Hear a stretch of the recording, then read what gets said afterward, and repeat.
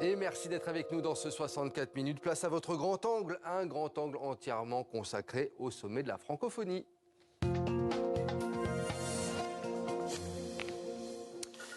Et oui, car c'est l'un des événements de l'année, ce 19e sommet de la francophonie qui arrive à sa fin. 33 ans que la France n'avait pas accueilli ce sommet après Villers-Cotterêts dans l'Aisne. Hier, plusieurs dizaines de chefs d'État et de gouvernement se sont réunis au Grand Palais à Paris pour des temps d'échange et de rencontres autour des grands sujets internationaux, mais aussi autour du rayonnement de la francophonie à travers le monde. Et on va prendre justement la direction du Grand Palais, retrouver à nouveau Lola Colomba. Bonsoir Lola. Dernière ligne droite donc de ce sommet, avec il y a quelques instants une conférence de presse donnée par Emmanuel Macron.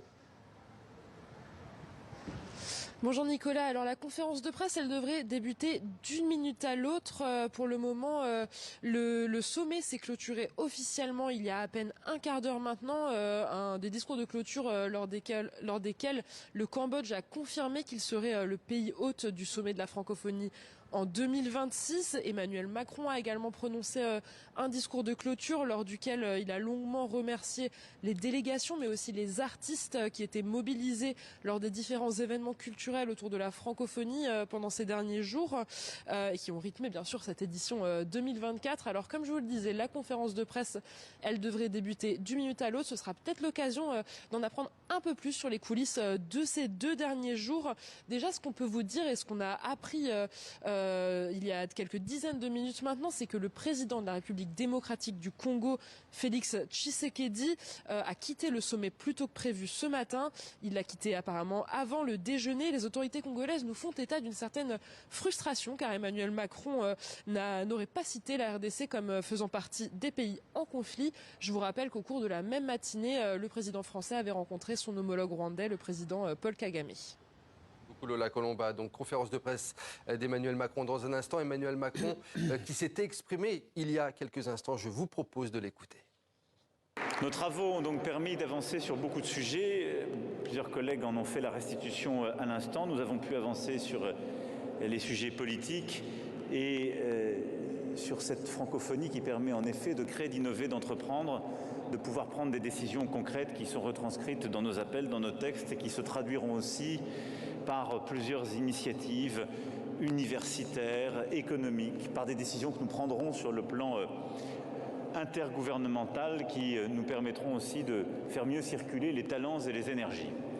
Voilà, mesdames et messieurs, chers amis, même en français, il faut trouver une fin et il y a des symphonies des adieux où les choses peuvent ainsi s'effilocher et il faut donc conclure. J'étais très fier de vous accueillir hier dans un vieux château où en effet s'est institutionnalisée notre vieille langue commune. Et nous finissons dans un relativement jeune palais.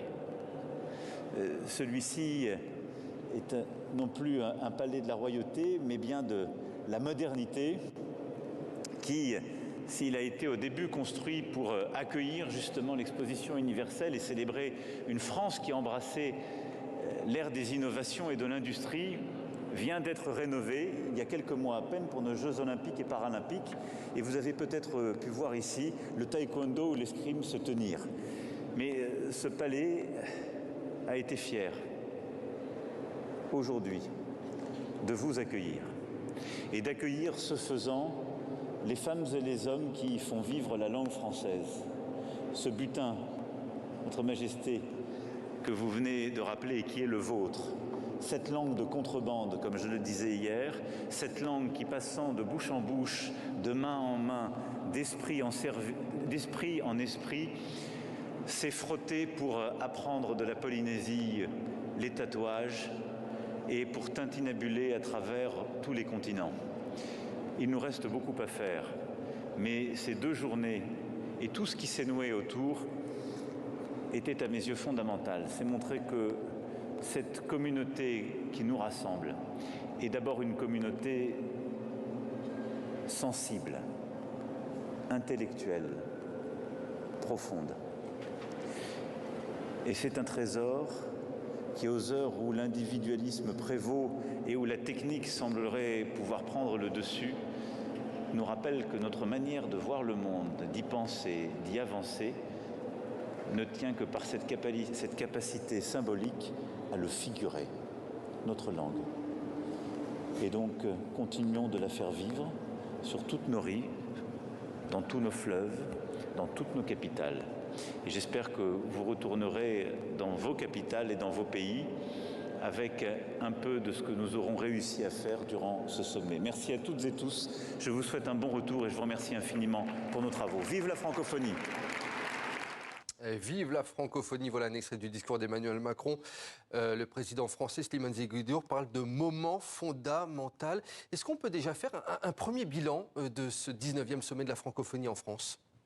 Alors déjà, il y a un constat, c'est la première fois qu'un sommet de la francophonie a lieu dans le lieu géométrique où le français a été institué par François Ier en 1539 comme langue exclusive de l'État. C'est un ancrage historique symboliquement très très fort parce que la France de l'époque, dans la superficie n'était que la moitié de celle qu'on connaît aujourd'hui, n'avait que 15 millions d'habitants. Sur les 15 millions d'habitants, seuls quelques milliers maîtrisaient la langue française. Aujourd'hui, 5 siècles plus tard, on en est à 321 millions de locuteurs et avec une présence de presque une cinquantaine de chefs d'État et de gouvernement. Vous voyez le parcours. C'est un des aspects les plus importants. Sur le reste, on a choisi un thème comme créer, innover, entreprendre en français. C'est un thème extrêmement rassembleur. Il y a juste la question du Liban qui est venu un peu comme un perturbateur au milieu, mais qui a trouvé, je pense, une expression de solidarité, au moins symbolique, pour les Libanais. Et on verra bien entendu les dernières déclarations dans les dernières minutes de ce sommet. Merci beaucoup, Slimane. Je vous propose d'écouter le point de vue à présent de la chef de la diplomatie sénégalaise, Ousmane Diaye, a pu rencontrer cet après-midi au Grand Palais celle qui représentait son pays à ce sommet. Le président Bassirou Diomaye Faye n'avait pas fait le déplacement. Et selon elle, la francophonie ne peut pas être envisagée sous l'angle politique. Et elle prend, vous allez l'entendre, l'exemple des positions divergentes dans l'espace francophone sur la guerre à Gaza. Je suis pour une francophonie solidaire. Une francophonie solidaire dans la mesure où nous partageons une histoire coloniale, une histoire néocoloniale, une histoire aujourd'hui d'États qui sont en train de s'affirmer. Et un continent qui est en train de dire qu'il faut reconnaître la diversité politique, il faut reconnaître la diversité culturelle, et il faut que le multilatéralisme soit revisité et renouvelé.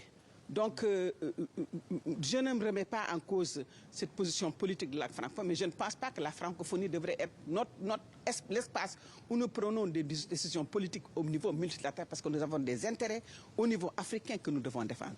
Maintenant, si les intérêts de la francophonie, en tant qu'espace culturel, de langue, convergent avec les intérêts de l'Afrique ou de notre sous-région, bien sûr, nous sommes ensemble. Aujourd'hui, le Sénégal, en tant que pays dont le président Senghor avait donné un passeport diplomatique à Yasser Arafat, qui préside le comité pour les droits inaliénables du peuple palestinien, ne peut pas s'aligner derrière la position politique de la francophonie par rapport à la Palestine. Et pourquoi? Mais parce qu'aujourd'hui, le Sénégal dit que ce qui se passe en Palestine est un génocide. Alors que je ne pense pas que la francophonie dit que c'est un génocide. Et bien sûr que nous sommes d'accord à certains points par rapport au fait qu'il faut deux États, l'État palestinien et l'État israélien vivant côte à côte en paix. Yacine Fall, interrogé par Ousmane Diaye. Vous le savez, dans la grande famille de la francophonie, il y a régulièrement de nouveaux entrants. La SAR fait désormais partie des 4 nouveaux membres observateurs de l'Organisation internationale de la francophonie. Je vous propose d'écouter à ce propos David Lindban, chef de la chancellerie d'État du Land de SAR. Il est interrogé par Isabelle Malivoire. David Lindemann, bonjour. Merci beaucoup de nous accorder quelques minutes dans l'agenda très chargé que vous avez au sein de ce 19e sommet de la francophonie. Vous êtes secrétaire d'État du Land de Saar en Allemagne, l'un des plus petits lands du pays à la frontière avec la France et le Luxembourg, mais un land qui aujourd'hui est observateur au sein de l'Organisation internationale de la francophonie. Félicitations. Merci beaucoup, on est tout fiers. Qu'est-ce que ça vous fait? Quelle est votre réaction justement et qu'attendez-vous de ce nouveau statut? Oui, la réaction est assez enthousiaste. On a travaillé beaucoup de temps sur ce sujet et avec le succès d'aujourd'hui, on ouvre une nouvelle porte pour notre pays. Alors vous dites effectivement ça a pris du temps parce que je pense que le mouvement, le rapprochement avec l'OIF date de 2018, on est en 2024, oui. Ça a mis 6 ans avant d'obtenir ce statut. Oui. Concrètement, vous en entendez quoi? Ça va changer quoi pour la SAR? Voilà, on aimerait bien ouvrir nos portes au monde francophone. On a déjà ouvert nos portes pour le monde français. Parce qu'on a une stratégie France en SAR et maintenant il est bien temps d'ouvrir les portes un peu plus larges pour le monde francophone. On aimerait bien créer de nouvelles initiatives avec les membres de l'OIF et on aimerait aussi créer une petite passerelle pour le monde francophone vers l'Allemagne.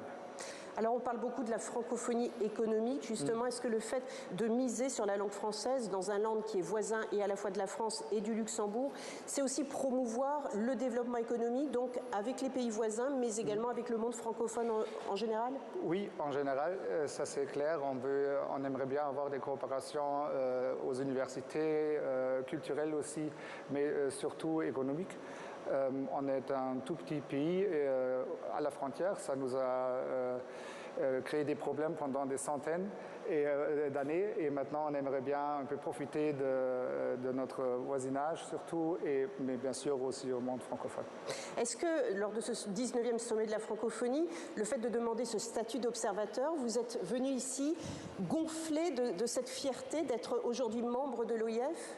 Oui, c'est ça. On est tout fiers, on est enthousiastes. La nouvelle fait maintenant une grande vague à travers toute l'Allemagne et on est tout fiers et je pense que ça restera un point fort pour les années qui suivent. Merci beaucoup David Lindemann d'avoir répondu à nos questions lors de ce sommet donc, de la francophonie. Merci Avec plaisir. Beaucoup. Merci.